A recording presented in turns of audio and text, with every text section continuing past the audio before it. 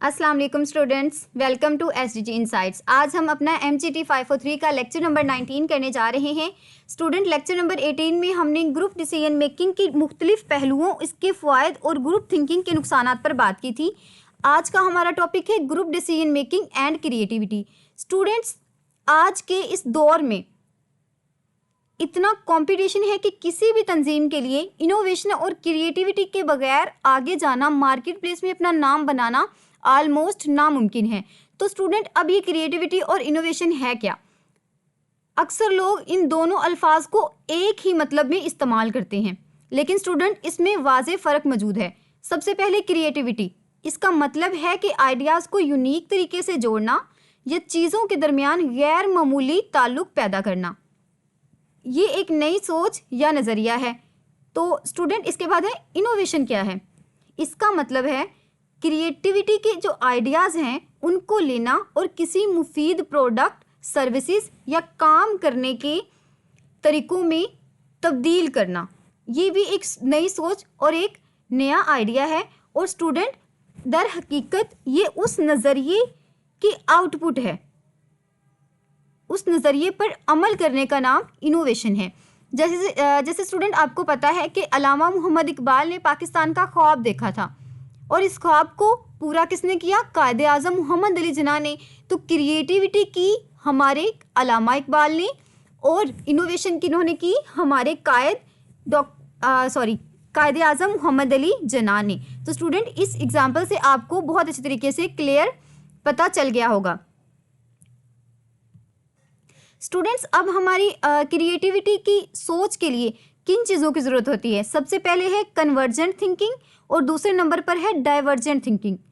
Convergent thinking क्या होती है?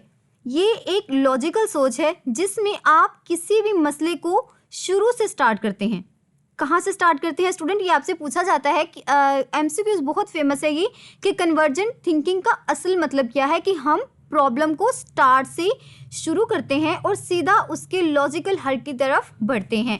तो कन्वर्जेंट थिंकिंग में हम किसी भी प्रॉब्लम को बिगिनिंग से स्टार्ट करेंगे और मूव करेंगे उसके लॉजिकल सॉल्यूशन की तरफ।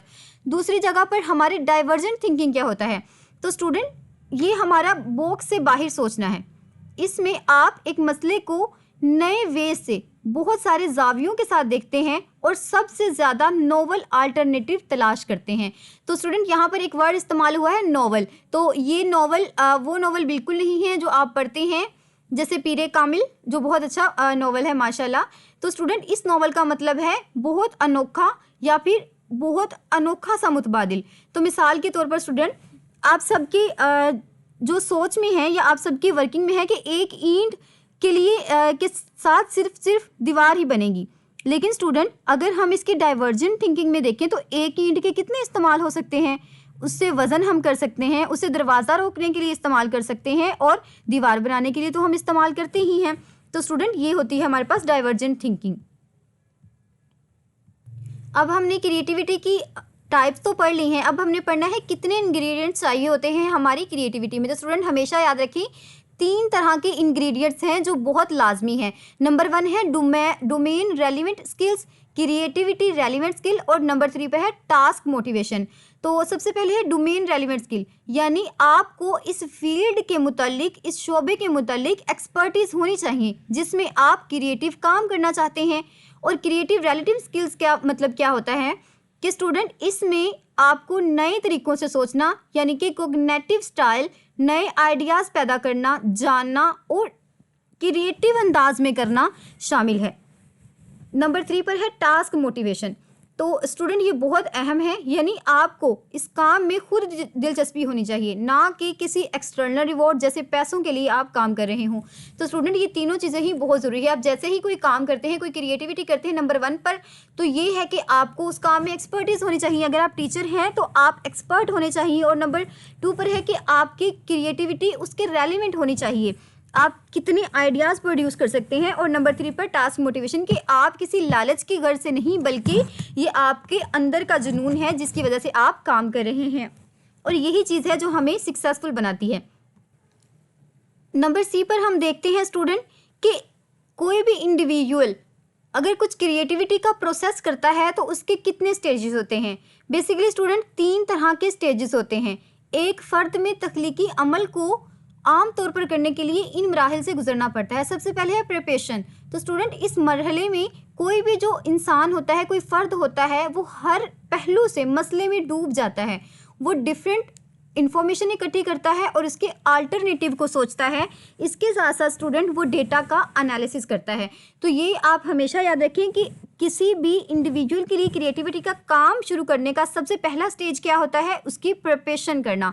और नंबर 2 पर क्या है? गैदरिंग इनिशियल इन्फॉर्मेशन, फिर उसके अल्टरनेटिव और फिर उसके एनालिसिस को करना। तो स्टूडेंट ये आपसे एमसीक्यूज पूछा जाता है कि किसी भी जो क्रिएटर होता है उसके लिए क्या प्रोसेस होता है, उसमें सबसे पहला स्टेप क्या है? तो सबसे पहला स्टेप है उसकी प्रिपरेशन करना। नंबर 2 पर है उसकी इनिशियल इन्फॉर्मेशन को गेट करना। और स्टूडेंट ये हमेशा याद रखें, जो अल्टरनेटिव सोचना होता है वो हमारा सेकंड लास्ट स्टेप होता है, यानी कि जनरेट अल्टरनेटिव हमेशा सेकंड लास्ट स्टेप होता है। इसके बाद student group creativity can be enhanced by the mean of number of techniques. तो स्टूडेंट ग्रुप जो क्रिएटिविटी होती है उसको हम इन्हांस कर सकते हैं डिफरेंट टेक्निक के साथ, जिसमें नंबर 1 पर हम पढ़ते हैं ब्रेनस्टॉर्मिंग। तो स्टूडेंट ये एक ऐसी टेक्निक है जिसमें ग्रुप के अरकीन को हौसला दिया जाता है कि वो किसी भी मौजू पर ज़्यादा से ज़्यादा नॉवल आइडियाज़ दें और इसी दौरान आइडिया पर किसी ख़ास किस्म की तनकीद ना की जाए। तो स्टूडेंट ये बहुत अच्छा अमल है, क्योंकि जब सब लोग के पास आज़ादी राय होगा तो सब खुलकर अपनी नज़रिया पेश करेंगे। इस तरह अच्छा फ़ैसला किया जा सकता है। तो आजकल तो स्टूडेंट कंप्यूटर के ज़रिए, कंप्यूटर असिस्टेड ब्रेनस्टॉर्मिंग के ज़रिए बहुत बेहतर नतायज हासिल किए जा रहे हैं। यानी कि स्टूडेंट आजकल ब्रेनस्टॉर्मिंग कंप्यूटर से करवाई जा रही है, एक ही मसले पर डिफरेंट तरह के उसके नुकसानात भी और उसके फ़ायदे भी जानकर। नंबर 2 पे स्टूडेंट नॉमिनल ग्रुप थिंकिंग। तो स्टूडेंट ये आपसे एमसीक्यू जिस तरह भी पूछा जाता है कि NTGA स्टैंड फॉर, तो हमेशा आपने ये याद रखना है कि NTGA stand for nominal group techniques. तो स्टूडेंट इसका मकसद क्या होता है?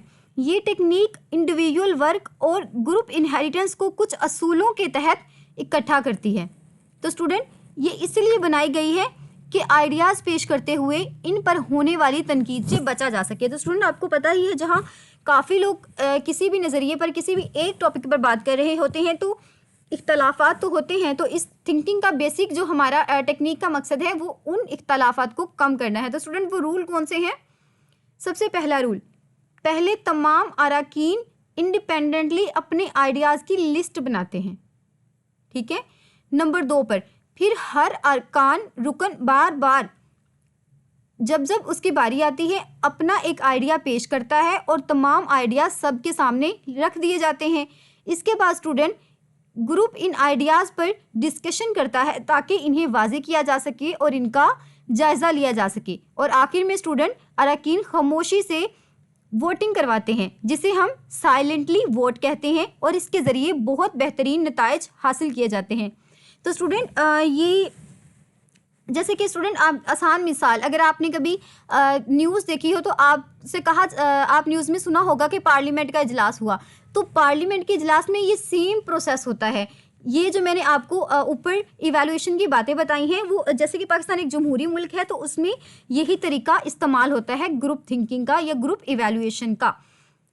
इसके बाद स्टूडेंट ये बात हमेशा याद रखें कि रिसर्च के थ्रू हमें पता चला है कि जो हमारी NTGA है वो सुपीरियर है हमारी ब्रेनस्टॉर्मिंग ग्रुप में। कैसे स्टूडेंट?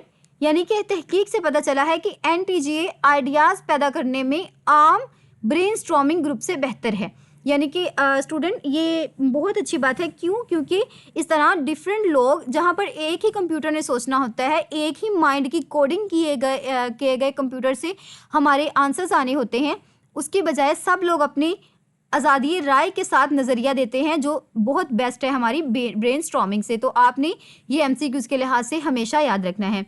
इसके बाद स्टूडेंट हमारे पास लिटरल और थिंकिंग वर्सेस वर्टिकल थिंकिंग। तो ये हमारे पास क्या है? सबसे पहले तो हम देख लेते हैं कि हमारे पास वर्टिकल थिंकिंग होता क्या है। ये लॉजिकल सोच है, यानी सिर्फ एक सिमत वन डायरेक्शन में। तो स्टूडेंट ये MCQ आपसे पूछा जाता है कि वर्टिकल जो थिंकिंग होती है वो कितनी डायरेक्शंस में होती है, तो हमेशा याद रखें ओनली इन वन डायरेक्शन। आप इसमें बाकी पॉसिबिलिटीज़ को नज़रअंदाज कर देते हैं। ये वो तरीका है जिससे कंप्यूटर मसाइल हल करते हैं। तो स्टूडेंट ये भी आपका बहुत इंपॉर्टेंट एमसीक्यूज आ सकता है कि जो वर्टिकल वे ऑफ थिंकिंग है वो मेथड है जो हमारे कंप्यूटर यूज़ करते हैं। ये एग्जामिनर आपसे पूछ सकता है कि हमारे कंप्यूटर कौन सा मेथड यूज़ करते हैं। और स्टूडेंट इसके अंदर क्या होता है कि हम जो डिफरेंट पॉसिबिलिटीज़ होती हैं उनको हम इग्नोर कर देते हैं।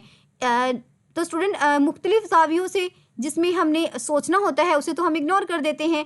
इसके बाद है लिटरल थिंकिंग। तो स्टूडेंट ये बहुत क्रिएटिव सोच है। इसमें आप मसाइल को मुख्तलिफ ज़ावियों से घुमा कर देखते हैं ताकि अल्टरनेटिव पॉइंट ऑफ एंट्री को तलाश किया जा सके। ये वो काम है जो इंसानी दिमाग तो कर सकता है लेकिन कंप्यूटर नहीं कर सकता। यानी कि एक ही बात को डिफरेंट एंगल के साथ सोचना क्या है, हमारे पास लिटरल थिंकिंग है। तो स्टूडेंट ये वो चीज़ है जो कंप्यूटर करने के काबिल नहीं है। इसीलिए तो कहते हैं कि एआई कभी भी इंसान की जगह नहीं ले सकती, क्योंकि ये एआई का दौर है। तो बहुत सारे स्टूडेंट्स को भी लगता है कि बस अब तो एआई का दौर है, अब तो उनकी कोई वैल्यू नहीं है। तो स्टूडेंट हमेशा याद रखें जो मेहनत करता है उसकी वैल्यू तो होती है, उसे उसका फल तो मिलता है। और इंसान अशरफुल मखलूकात है, इसको कोई भी कम्पीट नहीं कर सकता। इसके बाद स्टूडेंट हमारे जो डिसीजन मेकिंग के मेथड्स हैं वो हमारी बुक में दो तरह के डिसीजन मेकिंग के मेथड्स अपनाए गए हैं, बयान किए गए हैं। तो सबसे पहले है डिफली मेथड। ये किसी भी बहुत ही मुनज़्ज़म यानी कि स्ट्रक्चर तरीका है जिसमें मुस्तकबिल से मुतल्लिक किसी ख़ास मसले पर एक्सपर्ट से राय ली जाती है। तो स्टूडेंट ये एमसीक्यूज भी आपका बहुत इंपॉर्टेंट है कि ऐसा कौन सा मेथड है जिसमें किसी भी मसले पर नंबर ऑफ एक्सपर्ट से क्या ली जाती है, राय ली जाती है, ताकि क्या कर सकें, वो गेन कर सकें अपनी जजमेंटल अप्रोच को। तो वो कौन सा मेथड है, वो हमारे पास डिफली मेथड है। इसमें होता क्या है, माहिरीन का एक पैनल होता है। माहिरीन के एक पैनल को सर्वे के लिए भेजा जाता है कि मुस्तकबिल में कौन सी साइंसी अजादात कब होंगी। तो स्टूडेंट जब जवाब आता है तो उनकी एक लिस्ट बना दी जाती है और इन माहिरीन को वापस भेज दी जाती है। इनसे पूछा जाता है क्या ये अजादात इसी अंदाजे से होंगी या पहले होंगी। जैसे स्टूडेंट हमारी वो फोरकास्टिंग होती है, कोई भी अगर काम होना हो, जैसे मैंने आपको ऊपर असेंबली का भी जिक्र किया है, कोई भी बिल पास होना हो तो उसके बारे में पहले एक छोटा सा वोट, उसे क्या कहते हैं हम, इलेक्शन मुनक्कद करवाया जाता है। हर एक के पास वो बिल जाता है और वो कुछ ना कुछ एज्यूम करते हैं कि कब तक इस पर अमल किया जा सकता है। इसके बाद स्टूडेंट अगर सबका इत्तफाक हो, सबके कॉन्सेंसस हो तो क्या होता है, ठीक है। अगर नहीं होते तो स्टूडेंट उनसे दोबारा पूछा जाता है कि भाई अक्सरियत इससे इत्तफाक क्यों नहीं करती। Same as it is student अगर आपने कभी कोई बिल पास होता हुआ देखा है न्यूज़ में पाकिस्तान की असेंबली में, तो आप इसको बहुत अच्छे तरीके से समझ गए होंगे। तो इसके बाद क्या होता है स्टूडेंट, अगर राय में बहुत ज़्यादा फ़र्क हो तो क्या होता है, इसी अमल को फिर से दोहराया जाता है ताकि बहुत अच्छे रिजल्ट्स हासिल किए जा सकें। इसके बाद है हमारी सिनेरियो एनालिसिस। क्या होता है स्टूडेंट, इस तरीके में मुस्तकबिल के तमाम पॉसिबल फ्यूचर्स का जायज़ा लिया जाता है। सिनेरियो, तो सिनेरियो का मतलब क्या है स्टूडेंट, ये मुस्तकबिल की मुमकिना हालात का एक खाका होता है और वो रास्ते जिनको तंजीम इन हालात तक ले जा सकते हैं।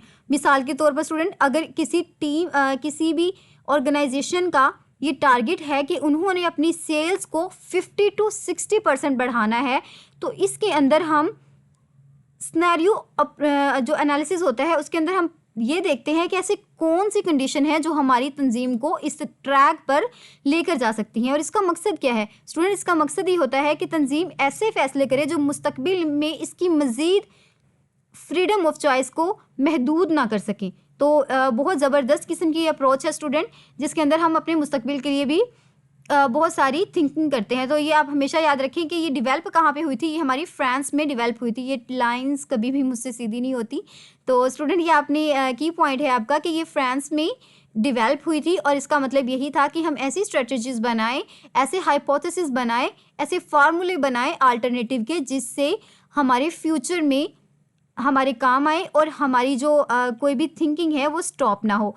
इसके बाद स्टूडेंट हमारे टूल्स जो हमारी इम्प्रूवमेंट कर सकते हैं इनोवेशन में। तो स्टूडेंट एक डॉक्टर डिमिंग ने जापानी कंपनियों को रोज़मर्रा के मसाइल हल करने के लिए 4 तरह की एक्टिविटीज़ का एक साइकिल सिखाया था। तो ये बात आपने हमेशा याद रखनी है स्टूडेंट, किसने ये साइकिल सिखाया था, जिसे हम कौन सा साइकिल, जिसे CARPDSA। तो स्टूडेंट ये कौन से थे, ये जापानीज़ के एक साइंटिस्ट थे जिनका नाम था डिमिंग। उन्होंने ये कंपनीज़ को डेली लाइफ के या ईयरली प्रॉब्लम्स जो उन्हें पेश आ रहे होते हैं उनके सोल्यूशन के लिए एक बहुत ही कमाल की एक्टिविटीज़ बताई थी, जिनकी तादाद क्या थी 4, और उनका जो मुखफ़फ़ है, जो हमारे पास शॉर्ट है, वो क्या है PDA। तो student P for planning, D for doing, C for checking or studying. तो स्टूडेंट जब इस टूल को या इस साइकिल को बार बार इस्तेमाल किया जाता है तो ये तंजीम के हर काम को इम्प्रूव कर देता है, और इम्प्रूवमेंट और इनोवेशन का जो हमारा टारगेट होता है वो अचीव हो जाता है। तो स्टूडेंट आज का हमारा लेक्चर यहाँ पर ख़त्म होता है। मुझे अपनी दुआओं में ज़रूर याद रखिएगा स्टूडेंट। आई थिंक सो आपके 18 चैप्टर्स ही इंक्लूड होंगे आपके मिड टर्म्स में, लेकिन मैं आपका इंशाल्लाह ये पूरी सीरीज़ ख़त्म करवाऊंगी। तो ये मैंने लेक्चर नंबर 19 भी अपलोड कर दिया है, ताकि अगर आपका बाय चांस आपका सिलेबस 20 to 23 लेक्चर्स का होता है तो आप इजीली कवर कर सकें। मज़ीद स्टूडेंट मैं इस चैप्टर के जो भी इम्पोर्टेंट पॉइंट्स थे वो मैं डिस्कस कर चुकी हूँ, मैंने आपको हाईलाइट भी करवा दी हैं। इसके साथ साथ ये हैंड आउट में डिस्क्रिप्शन में डाल दूँगी, ताकि आप ज़्यादा से ज़्यादा मुस्तफ़ीद हो सकें और आप इसी हाईलाइटेड हैंड आउट को तैयार कर सकें। स्टूडेंट मुझे अपनी दुआओं में बहुत याद रखिएगा और अपने इर्द गिर्द का बहुत ख्याल रखें। फ़ी अमानिल्लाह।